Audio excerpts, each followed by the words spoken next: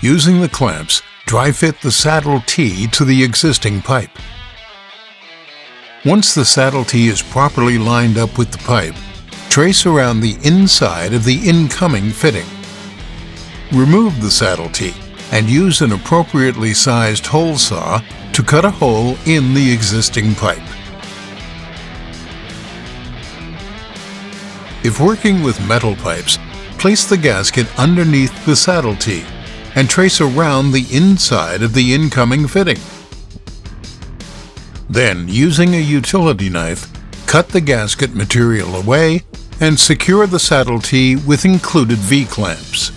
If working with plastic pipes, first remove mud, oil, or any other debris from the surfaces to be joined.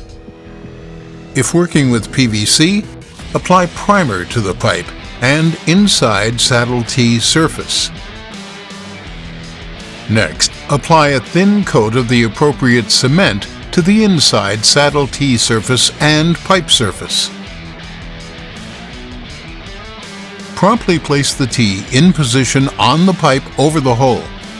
Use the V-clamps to hold in place.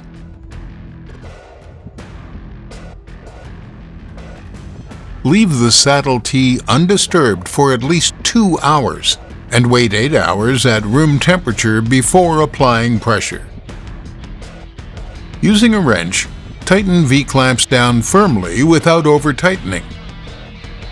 For both metal and plastic pipes, solvent weld the incoming pipe directly to the tee.